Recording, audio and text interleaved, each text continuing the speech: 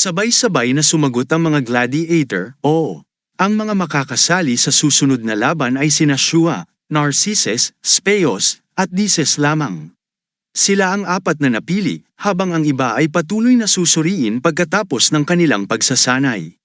Malakas na sumigaw ang tagapagsanay, kung may mahuli akong tamad o nakikisangkot sa mga romansa o kung anumang ganyan, haharapin niya ang leon ng walang sandata sa susunod na laban. Kung ayaw niyo yan, magsanay kayo ng mabuti. Naiintindihan. Sabay-sabay na tumugon ang mga gladiator, oo. Nagpatuloy ang tagapagsanay, sa pagkakataong ito, hindi ito magiging 1-on-1 o 2-on-2 na laban tulad ng dati. Magiging laban ito ng isang maliit na pangkat laban sa isang malaking hukbo, mas parang digmaan kaysa karaniwang labanan. Kaya iba ang magiging pagsasanay ngayon. Palagi ko kayong hinihikayat na magsanay ng solo, pero ngayon, bubuo kayo agad ng mga team tulad ng mga mabababang ranggong gladiator. May tanong ba? Kalma ang sagot ni Shua at Narcissus, wala. Kontento ang tagapagsanay, mabuti. Sino dito ang may karanasan sa pamumuno ng tropa? Sabay na itinaas ni Narcissus at Shua ang kanilang mga kamay. Nasiyahan ang tagapagsanay, magaling. Pareho kayong mahusay. Sa pagsasanay, mahahati kayo sa dalawang pangkat. Ang kaliwang panig ay magiging Team A, at ang kanang panig ay magiging Team B. Si Narcissus ang mamumuno sa Team A, at si Shua naman sa Team B, tumango ang dalawa bilang pagsang-ayon, naiintindihan. Si Dices ang magiging pangalawang kapitan ng Team A, at si Speos naman sa Team B, biglang itinaas ni Speos ang kanyang kamay. Sandali lang, sabi ni Speos. Nagsimangot ang coach, natutunan mo nang magputol sa akin habang nagsasalita ako, ha? Sige, sabihin mo, sumagot si Speos, hindi naman ako nagrereklamo tungkol sa pagiging pangalawang kapitan. Nagtataka lang ako kung bakit ako nasa Team B dahil magkasama kami ni Narcissus, hindi ba mas mabuti kung magkasama kami sa iisang team? Nagsimangot ang coach, mas gusto ko nga rin sana yon. Tumingin siya pataas, nakuha mo na ba ang sagot mo? Maingat na sumagot si Speos, naiintindihan ko. Nagpatuloy ang coach, may isa pang bagay na kailangan mong malaman. Hindi ako kaibigan ninyo, kaya kung maglalakas loob kang putulin ulit ang sinasabi ko, gagawan ko ng mas malaki at mas malalim na butas ang ulo mo. Maingat na tumugon si Speos, naiintindihan ko po, Ginoo. Tinitigan niya ang iba, meron pa bang gustong magtanong? Mabilis na natahimik ang buong lugar, at walang naglakas loob magsalita. Dahil walang ibang nagtatanong, nagpatuloy ang tagapagsanay, ayos, kapag umatake ang Team A, magtatanggol ang Team B, at kapag umatake ang Team B, magtatanggol ang Team A. Magpapatuloy tayo sa paraang magbibigay daan para sa parehong team na magsanay. Magsisimula tayo sa mga batayan ng labanan ng mga impanterya, ang C formation. Masiglang sinimulan ng mga team ang pagsasanay, sinusunod ang mga tagubilin ng coach. Ang isang team ay bumuo ng bilog bilang panangga para sa depensa, habang ang kabilang team ay patuloy na umatake. Sumigaw ng utos si Narcissus, ang hanay sa harap, umatras. Ang pangalawang hanay, lumapit. Sa kabilang panig, sigaw ni Shua, ihanda ang mga kalasag. Mga mananabas, umatake. Sumunod agad ang mga miyembro ng magkabilang team sa kanilang mga kapitan at nagtulungan. Habang sumusulong ang isang team para umatake, agad na nagtanggol ang kabilang team. Tumunog ng malakas ang mga sungay, hudyat ng tanghalian. Masaya ang mga gladiator habang kumakain, at may reklamo si Dices, Diyos ko, kahapon ng ganitong oras, kumakain pa ako ng karne at umiinom ng alak. Hindi pa rin ako sanay na puro tinapay lang ang kinakain. Lumapit ang coach at tinawag si Shua, hoy, ikaw doon. Maingat na tumugon si Shua, oo, head trainer. Nagpatuloy ang coach, kapag tapos na kayong kumain, may gusto akong pag-usapan sa'yo. Nagtaka si Shua, bakit mo ako tinatanong?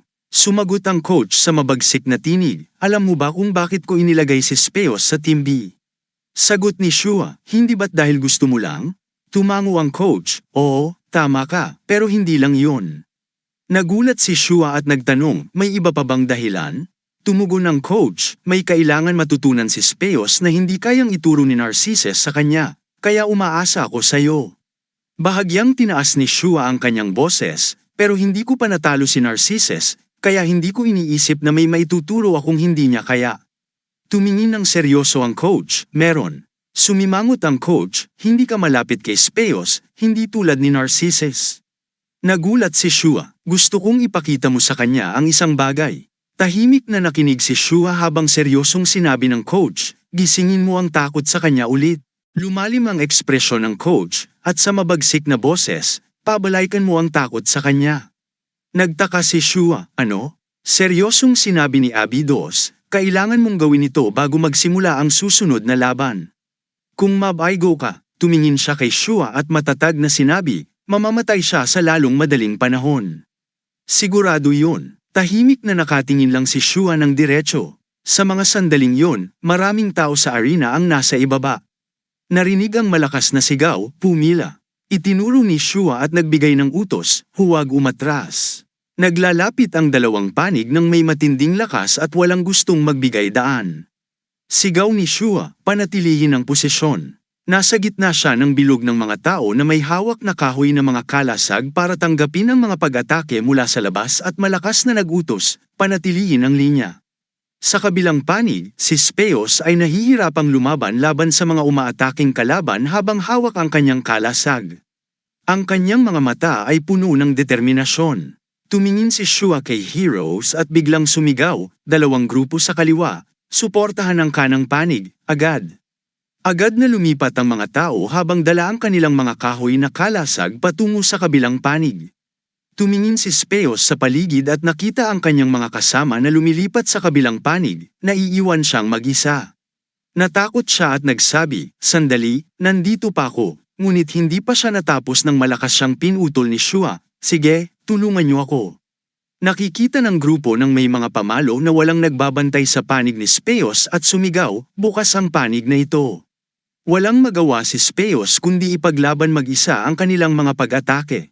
12 ng mga tao ang sumugod sa kanya ng may matinding puwersa, malakas na sumisigaw habang umaatake. Matapang na nilabanan ni Speos ang kanilang pag-atake, pawisan at namumutok ang mga ugat sa kanyang mukha habang kinukuyom ang kanyang mga ngipin upang pigilan ang sigaw. Nagsisimula ng makaramdam ng pagkapagod si Speos at mariing ipinikit ang kanyang mga mata habang ibinuhos ang lahat ng kanyang lakas upang pigilan sila. Isang malakas na sigaw ang umalingaw sa kalangitan, habang natalo ang grupo ni Speos. Agad na sumugod ang grupo ng may mga pamalo sa loob, kung saan naghihintay si Shua. Nakapasok din sina Narcissus at ang kanyang grupo, at ngayoy kaharap ni Shua. Tinitigan siya ni Narcissus ng matalim at tahimik. Sinenyasan ni Narcissus ang kanyang grupo sa likuran na tumigil. Matatag na sinabi ni Narcissus, umatras.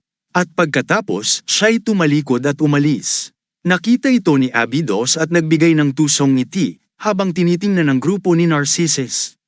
At sumigaw si Abydos, tapos na tayo dito, pumunta tayo sa likod at mag-ensayo ng magkakahiwalay. Sumunod kayong lahat sa akin. Ang tatlo, sina Abydos, Narcissus, at Shua, ay may kanya-kanyang ekspresyon at iniisip sa narinig.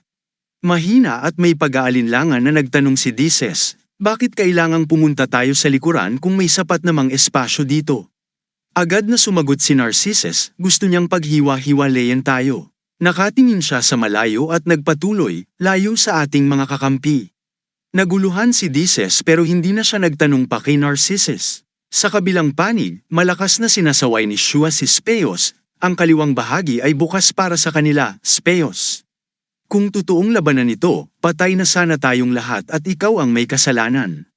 Nanginginig si Speos at sumagot, hindi ko kasalanan yun. Ginagawa ko ang trabaho ko ng maayos, tapos bigla mong inilipat ang dalawang grupo sa kanang bahagi. Malamig na tumingin si Shua sa kanya at sinabi, nakita kong kailangan ng tulong sa kanang bahagi, at ako ang gumagawa ng desisyon at nag-uutos. Sumimangot si Speos at tumugon, wala akong isyu sa posisyon mo. Pero sa autoridad mo, mali ang pag-intindi mo sa sitwasyon at maling desisyon ang ginawa mo. Malupit na sinabi ni Shua, hindi ito isang labanan sa arena. Ang pagkwestiyon sa komandante sa labanan ng koponan ay isang uri ng pag-aalsa. Biglang dumilim ang kanyang mukha at nagpatuloy sa matinding tono, at hindi ko pinapatawad ang rebelyon. Matapang na tumugon si Speos, hindi ba't masyado namang hindi makatarungan yan? Wala akong ginawang masama. Unti-unting naging nakakatakot ang tingin ni Shua, na tila nawawala na siya ng pasensya. Galit niyang sinabi, "Oo, hindi mo alam kung paano manahimik. Hindi mo tinanggap ang awtoridad ko at nagpilit kang makipagtalo sa akin." Matapos sabihin yon, malakas na inutos ni Shua sa mga nasa likod niya, lahat, umatras. At lahat ay umatras, at kinuha ni Shua ang isang kahoy na pamalo at itinutok yun kay Speos. Ito na ang magiging laban para sa posisyon ng kapitan ng Team Bimate at Utulba. Narinig yun ni Speos at kinuha rin ang isang pamalo, at tahimik na sinabi, "Wala akong ibang pagpipilian." Itinutok niya ang pamalo sa mukha ni Shua at matatag na sinabi, "Wala nang ibang paraan para matapos ito." Kalma lang na sinabi ni Shua, "Simulan na natin." Agad na itinulak ni Shua ang pamalo sa tiyan ni Speos nang may matinding lakas. Bamuka ang mga mata ni Speos sa sobrang sakit, napasigaw at napakapit sa tiyan bago bumagsak sa lupa. Tinitigan siya ni Shua at sinabing, "Kawawa ka naman." Isinampay ni Shua ang pamalo sa kanyang balikat at may pang-uuyam na sinabi, "Naglalakas loob ka pang haminin ang posisyon ko gamit ang kakarampot mong kakayahan." Hirap si Speos sa pagsagot, "Hindi ako ang nagsimula nito." Hindi ininda ni Shua ang sinabi niya. Malamig na nag-utos si Shua, "Tumayo ka, hindi pa tapos ang laban." Mahina at halos paos na sinabi ni Speos, "Ayoko na, hindi ko na gustong lumaban." Walang salitang pinukpok ni Shua ng malakas ang balikat ni Speos, habang galit na sinabi, "Wala kang karapatang magpasya ng anuman dito. Tumayo ka at labanan mo ako." Nakatingin si Shua kay Speos habang ito'y nakakapit sa balikat at hirap na bumangon. Patuloy niyang sinabi, "Hindi mahalaga kung gusto mo o hindi." Ang mga tao sa likuran nila ay nag-iisip, ito ba talaga ang marangal na Black Panther, si Shua? Ang karahasan at pamimilit ay hindi siya. Nagtataka sila kung may nagawa bang mali si Speos para magalit si Shua ng ganito. Nagpupumilit si Speos na tumayo, galit na itinaas ang kanyang pamalo at malakas na sumigaw, "Hayop ka." Mabilis siyang sumugod, ngunit nanatiling kalmado si Shua, walang bahid ng takot. Pumalo si Speos pero mabilis na umilag si Shua, dahilan para mamis ni Speos ang kanyang atake. Sinamantala ni Shua ang pagkakataon at mabilis na tinamaan ang binti ni Speos ng pamalo. Sa tindi ng sakit, napasigaw si Speos at bumagsak sa lupa, nanginginig at kumikirot ang binti. Habang naririnig ni Speos ang paulit-ulit na mga salitang binitawan ni Shua, humarap siya muli kay Shua, galit at nanginginig. At malupit na idineklara ni Shua, "Simula ngayon, susundin mo ako ng walang pag-aalinlangan." Napakagat si Speos nang madiin hanggang sa damyugo ang gilagid niya, habang nagmumura, "Hayop ka."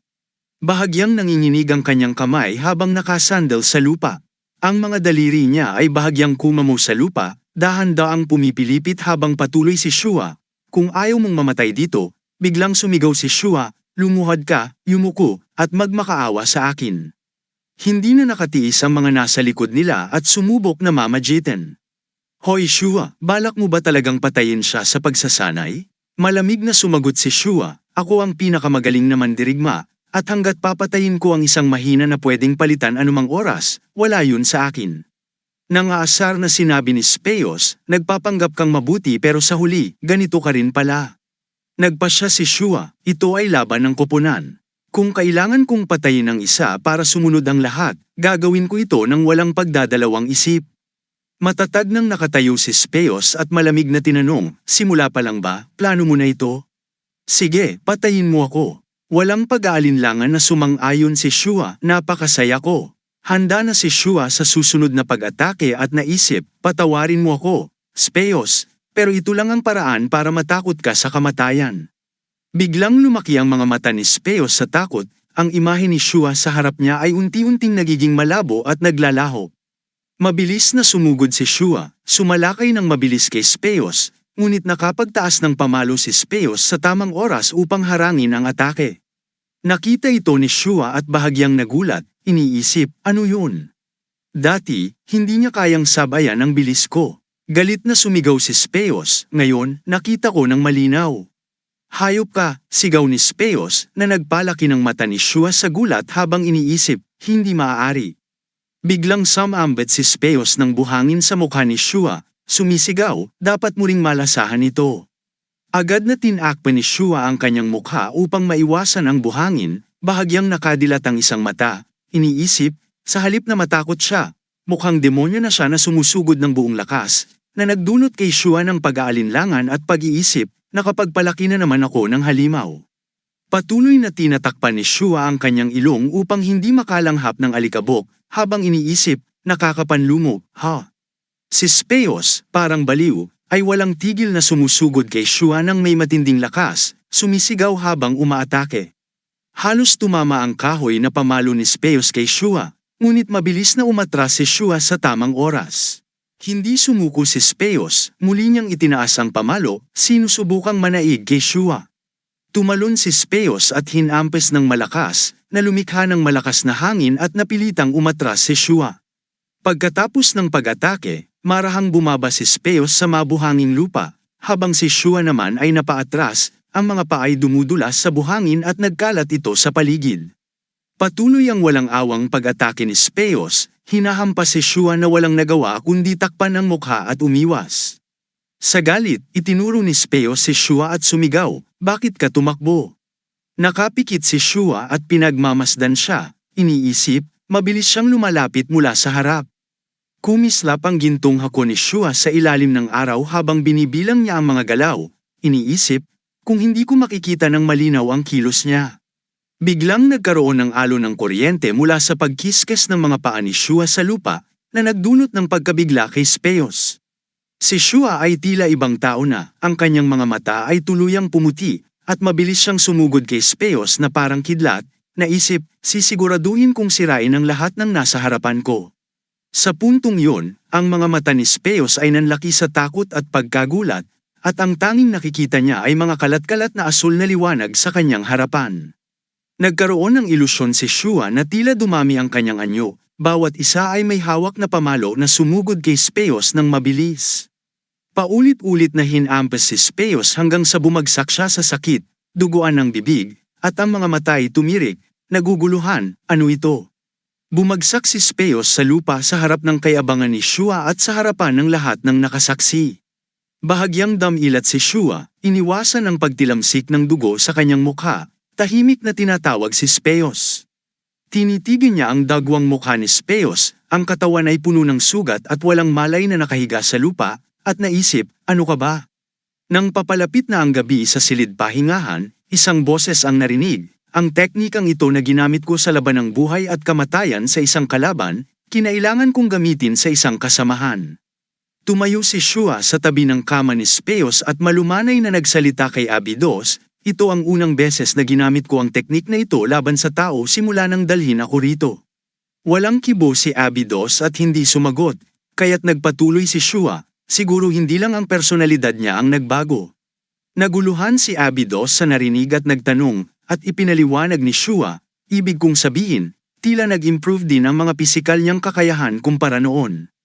Higit sa lahat, ang antas ng pag-unawa na iyon ay kamangha-mangha. Iniisip ni BOS, ang epekto ng brain shock na iyon ay hindi lang naaapektuhan ang kanyang isip kundi pati na rin ang kanyang mga pisikal na kakayahan. Seryosong sinabi ni Shua, sa ngayon, hindi lang ako kundi kahit isang karaniwang top 10 na mandirigma ay madaling matatalo si Speos. Ngunit kung magpapatuloy siya sa pagsasanay kasama ko tuwing umaga at matututo kay Narcissus sa gabi. Tila naunawaan ni Abydos ang punto niya at may pagdududang nagtanong, sa halip na takutin siya, maaari siyang maging isang hindi makontrol na halimaw. Iyon ba ang gusto mong sabihin? Tahimik na umayon si Shua at mabagal na nagsalita, syempre, maaaring mangyari yun pagkatapos lamang ng ilang araw. Mahalagang makaligtas sa susunod na laban, kaya hayaan mo siya sa gusto niya. Hindi pa huli ang lahat para tulungan siya pagkatapos ng reenactment ng Theropo. Tumango si Abydos na sumasang-ayon, oo, maayos din yun. Si Narcissus ay nakaupo at nagme-meditate na nakapikit. Unti-unti niyang iminulat ang mga mata, inaayos sa dilim. Mapanuring tanong ni Speos kay Narcissus, tapos ka na ba? Sa pag-upo mo ng ganyan, nag-iipon ka ba ng inner strength o ano? Bahagyang nagulat si Narcissus sa biglang pagdating ni Speos, na nakaupo sa harap niya at may pag-usisa, kapag lumalaban ka, ginagamit mo ba ang inner strength na yon? Umiling si Narcissus at sumagot, hindi ko alam kung umiiral ba ang inner strength na binabanggit mo.